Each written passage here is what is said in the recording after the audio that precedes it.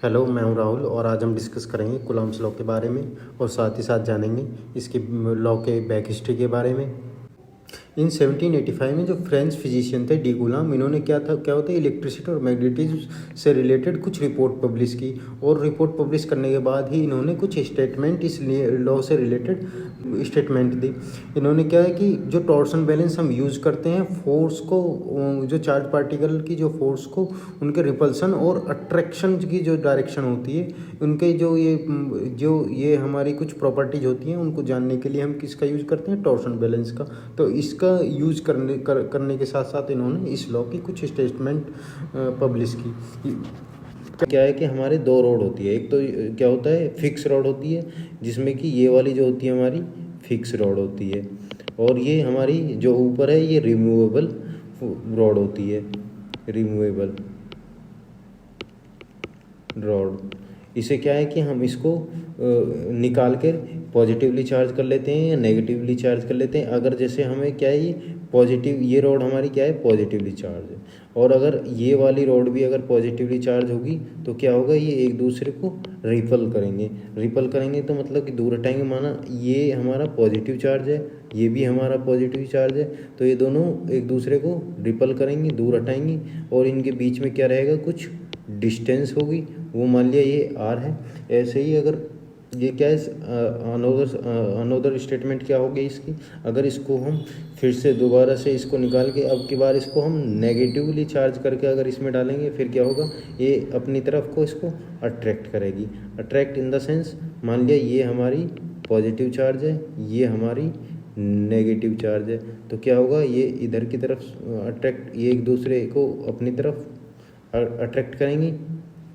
मान लिया ये डिस्टेंस हमारी क्या है, आर है। तो इन्होंने क्या किया था, तो इसको जैसे हम इस रॉड को हम इस स्केल से कैसे समझेंगे, जैसे ये हमारा स्केल है, ये हमारी नेगेटिवली चार्ज है, और मान लिया ये जो फिक्स रॉड है ये हमारी नेगेटिवली चार्ज है, ये रिमूवेबल रॉड जो है वो भी नेगेटिवली चार्ज है। तो ये दूसरी ये क्या है, यहाँ से लेके यहाँ तक की इनकी कुछ ना कुछ डिस्टेंस होगी हमारी, ठीक है। तो इसमें क्या है कि एक फोर्स मेजर होगी, वो एक स्टेटमेंट दी थी जो कि कूलम्ब्स स्टेटमेंट कहलाती है। इसको हम कहेंगे जैसे कूलम्ब सो दैट। इन्होंने क्या है कि जैसे मान लिया दो रोड थे, दोनों रोड के सिरे पे कोई ना कोई चार्ज होगा, जैसे Q1 Q2 ये वाली रोड है, इस रोड के इस सिरे पे क्या है हमारा Q1 चार्ज है, इस सिरे पे क्या है हमारा Q2 चार्ज है। तो ये क्या होगा, F जो फोर्स होगा ये डायरेक्टली प्रोपोर्शनल होगा किसके, Q1 मल्टीप्लाई बाई Q2, दोनों चार्ज के मैग्नीट्यूड के मल्टीप्लाई के बराबर होगा, मतलब कि ये हमारा मैग्नीट्यूड होगा। और क्या है दूसरा स्टेटमेंट क्या है हमारा, ये है कि वो जो फोर्स होगा वो डायरेक्टली प्रोपोर्शनल होगा किसके, इनवर्सली प्रोपोर्शनल होगा किसके, इनकी डिस्टेंस के, दोनों चार्ज के बीच की दूरी की इनवर्सली प्रोपोर्शनल की स्क्वायर होगा, ठीक है। तो क्या होगा, magnitude of the force depend on the medium, और ये जो मैग्नीट्यूड है फोर्स का वो किस पे डिपेंड करता है, हमारे मीडियम पे जैसे जैसे मीडियम होगा वैसे वैसे ये चेंज होता है। जैसे वैक्यूम है, एयर मीडियम है, वैक्यूम मीडियम है, ऑयली मीडियम है, और कोई भी कितना भी हम मीडियम ले लें तो वो हमारा चेंज होता रहेगा। अब इसमें दोनों को मान लिया ये इक्वेशन हमारी फर्स्ट है, ये इक्वेशन हमारी सेकंड है, तो इनको एडअप करने पे क्या हमें मिलेगा, F directly proportional to Q2 into Q1 over R square. मतलब कि क्या है, हम लिख सकते हैं F directly proportional to Q1 into Q2 magnitude of over R square. Magnitude का मतलब है, मान लिया ये किसी भी चार्ज का हमारा मैग्नीट्यूड नेगेटिवली चार्ज है, मान लिया -Q1 हो, तो ये क्या होगा, मैग्नीट्यूड निकालेंगे तो वो +Q1 हो जाएगा, ठीक है। तो अब इसके बाद क्या है, F को इज इक्वल टू, ये कोई प्रोपोर्शनलिटी कांस्टेंट है जो क्या होगा, Q1 Q2 over R square, जिसमें हमारा क्या है, K की वैल्यू क्या होती है हमारी, K इज इक्वल टू 1/4πε0, ठीक है। 1/4πε0 की भी कुछ न्यूमेरिकल वैल्यू होंगी। तो क्या होगा, ये क्या है हमारे कांस्टेंट है, मतलब कि कोई चेंज नहीं होगा। इसमें हम देखेंगे 1/4πε0 की वैल्यू क्या होगी, एक कांस्टेंट वैल्यू होती है, वो क्या होती है 8/9 8 7 10⁻⁹। इसकी यूनिट क्या होती है न्यूटन मीटर स्क्वायर अपॉन में कूलम स्क्वायर।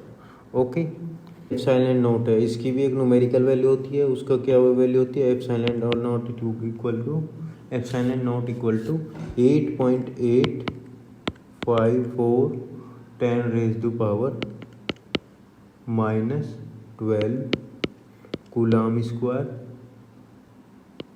न्यूटन यूनिवर्स और metre square. Okay,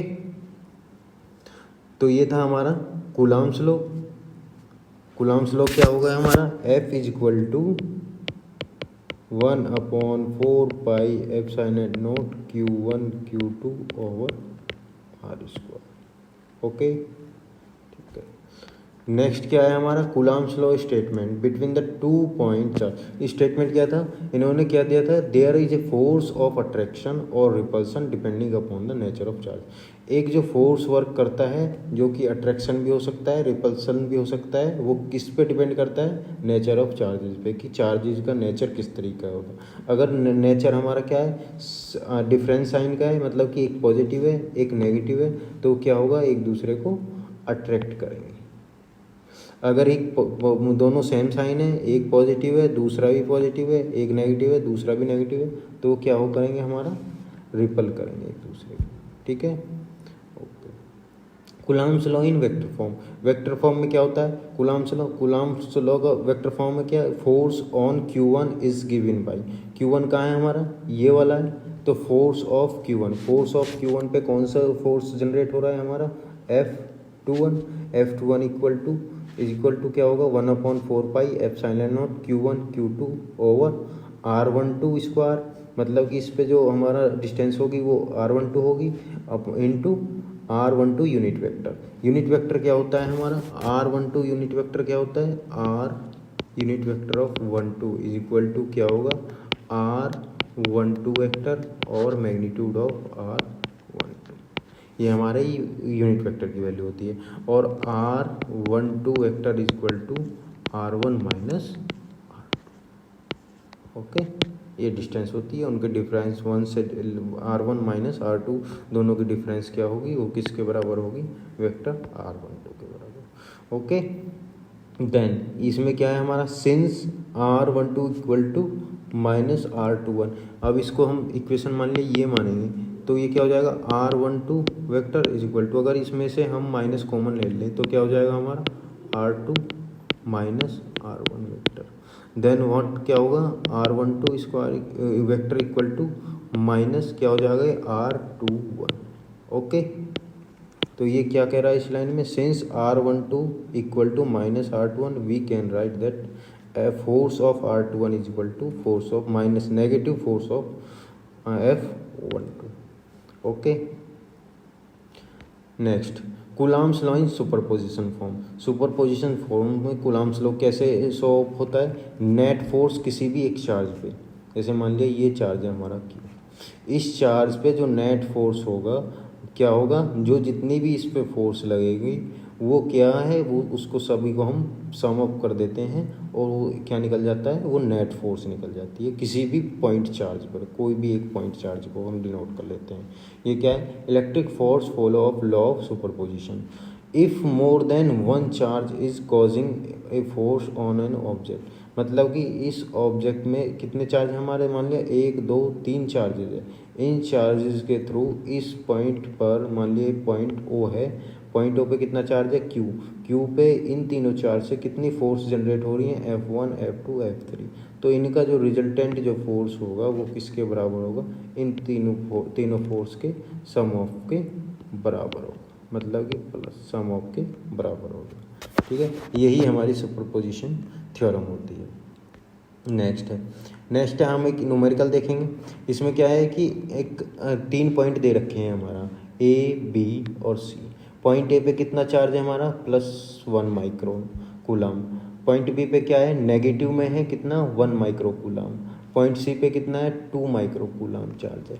okay, F force ए पे कितना होगा हमारा एफ ए मान लिया यहाँ पे एफ ए है। अब किसी भी फोर्स को मान लिया इस पॉइंट पे इसी लाइन में हम एफ फोर्स को किसी भी पॉइंट पे डिनोट कर देंगे तो उसकी वैल्यू सेम टू सेम ही रहेगी। तो क्या होगा, एफ ए यहाँ डिनोट कर लें या यहाँ कर लें या यहाँ कर लें, ठीक है। तो ये क्या हो जाएगा हमारा एफ ए, डायरेक्शन किधर हो जाएगी, प्लस है तो डायरेक्शन हमारी इधर की तरफ को जाएगी, ठीक है ना। दूर जाएंगे यहाँ से इस पॉइंट से, अगर नेगेटिव होते तो इसके पास आते, ठीक है ना। तो प्लस में है और ये क्या है हमारा प्लस में है, तो दोनों के दोनों दूर हटेंगे, ठीक है। और ये क्या है हमारा नेगेटिव है, ये प्लस है, तो ये क्या होगा इसकी तरफ को अट्रैक्ट होगा। ये कौन सी फोर्स है, बी एफ वी, इसकी तरफ को क्या होगा हमारा अट्रैक्ट, तो इसकी डायरेक्शन किधर की होगी, किधर को कौन से वाले की तरफ होगी, -1 माइक्रो कूलाम की तरफ होगी।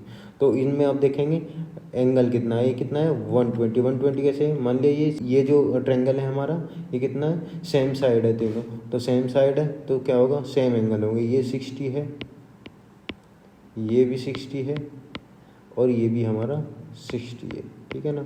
टोटल क्या होता है 180, तो ये 60 है तो ये क्या हो जाएगा हमारा 120, तो ये भी क्या हो जाएगा हमारा 120। तो अब हम यहाँ पे देखेंगे ये कौन सा पॉइंट हो गया, मान लिया ये पॉइंट हमारा क्या है सी है। सी पे कौन सा फोर्स होगा, ये पॉइंट एफ ए होगा, ठीक है। इस पे एफ ए इस डायरेक्शन में लगेगा, एफ भी कौन सी डायरेक्शन में जनरेट होगा हमारा इस डायरेक्शन में। तो हम देखेंगे कि पॉइंट सी पे कौन कौन सी फोर्स जनरेट हो रखी है हमारी एफ ए और एफ बी, और इनके बीच के मिडिल में कौन कितना एंगल बनेगा हमारा 120 डिग्री, ठीक है।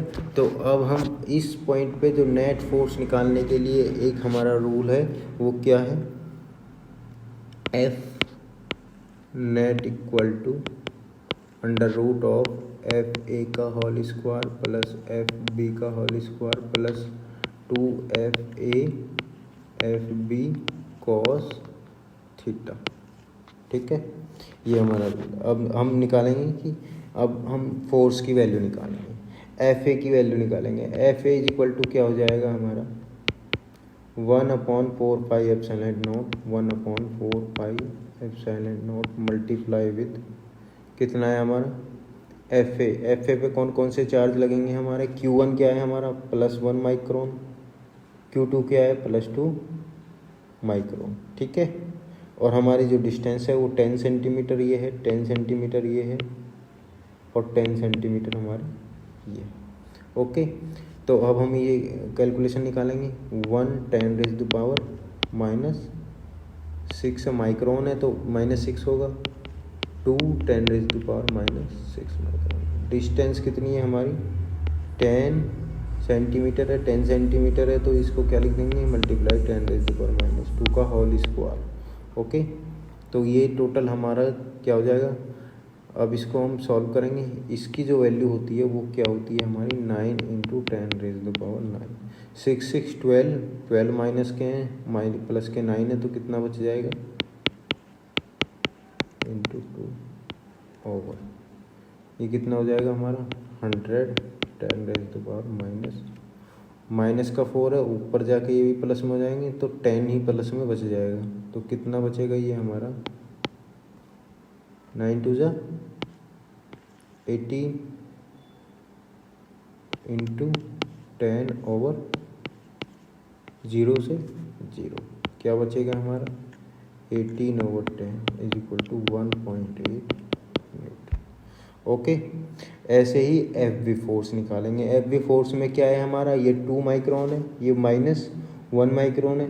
ये देखो मैग्नीट्यूड जो होगा हमारा दो इसी में भी दोनों का सेम रहेगा, तो इसका जो एफ बी होगा वो भी एफ ए के बराबर ही आएगा is equal to F B. तो अब क्या है हमारा एफ बी की वैल्यू पता चल गई, एफ ए की वैल्यू पता चल गई, थीटा की वैल्यू पता चल गई, तो एफ रिजल्टेंट निकल जाएगा आराम से। एफ ए की वैल्यू कितनी है हमारी 1.8 का होल स्क्वायर प्लस 1.8 का होल स्क्वायर, ओके। देन क्या है अब हम एफ नेट निकालेंगे। एफ नेट क्या होता है हमारा, एफ नेट इक्वल टू क्या दिया हुआ है हमारा, F equal to F A का whole square plus F B का whole square plus 2 F A into F B cos 120। तो क्या होगा हमारा F A equal to F B हमने कंसिडर कर लिया, तो इसमें क्या हो गया इसके बाद एफ ए का whole square plus F B का होल स्क्वायर प्लस ये एफ ए एफ बी दोनों इक्वल होंगे, तो 2 इंटू ये क्या हो जाएगा, कोई सा एक मान लीजिए एफ ए का होल स्क्वायर हो गया इंटू कॉस 120 की वैल्यू कितनी हो जाएगी -1/2। 2 से 2 कैंसिल हो जाएगा, माइनस प्लस माइनस हो जाएंगे, तो ये क्या हो जाएगा नेक्स्ट एफ ए का whole square plus F A का whole square minus F A का होल स्क्वायर, तो ये कैंसिल आउट हो जाएंगे। एफ ए का होल स्क्वायर क्या हो जाएगा, अंडर रूट से बाहर आ जाएगा, तो ये क्या आ जाएगा एफ ए की वैल्यू कितनी होती है हमारे कितनी निकली हुई है 1.8 मीटर, और ये हमारा आंसर हो जाएगा।